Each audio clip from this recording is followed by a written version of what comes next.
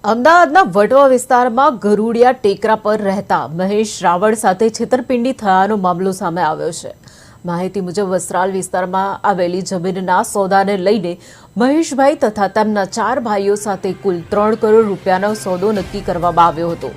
તેમાં દરેકના ભાગરૂપે 60 લાખ રૂપિયા નક્કી થયા હતા।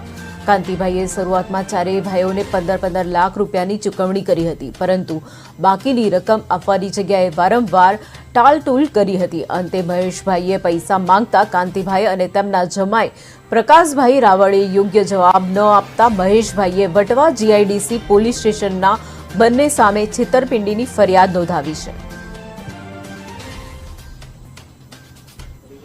મારું નામ મહેશભાઈ દેવજીભાઈ રાવળ। વિગતમાં એવું છે કે જે તે દાડે અમારો જમીનનો સોદો થયો હતો, જેની કિંમત રૂપિયા 3 કરોડ હતી, જેમાં અમને 4 ભાઈઓને 15 લાખ રૂપિયા આપેલ છે અને બીજા પૈસા અમારા કાકાએ 1,51,00,000 રૂપિયા જે વ્હાઇટ લીધા છે અને 90 લાખ રૂપિયા જે રોકડા લીધા છે।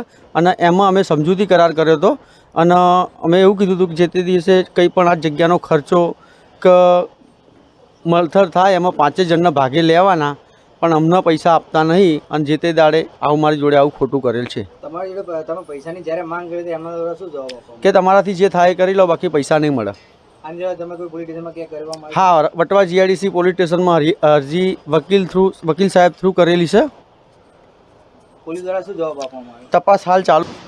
2023માં રાવલ મંગુબેન, રાવલ કાંતિભાઈ, રાવળ મહેશભાઈ, રાવળ ગભાભાઈ, રાવળ પ્રવીણભાઈ, આ પાંચેની વડીલો પારજી જગ્યાની અંદર એક સમજૂતી કરાર થયેલ, જેમાં અમિત ઠાકર નામના વ્યક્તિએ આમની જગ્યાનો ખોટો લખાણ ઊભું કરી અને કોર્ટમાં દાવો દાખલ કરેલ અને એ દાવાની સામે લડવા અને એના માટે વકીલ રોકવા કે જે તે જગ્યાએ જમીન મહેસૂલમાં કે જે જગ્યાએ નિકાલ કરવાનો હોય સમાન ભાગે જે ફી થતી હોય એ ખર્ચ કરવા અને જમીનનો અંતિમ નિકાલ આવે એટલે કે જમીનનો વળતર મળે એ પાંચેને સહિયારી ભાગે વેચી લેવા એક સમજૂતી કરાર કરેલ।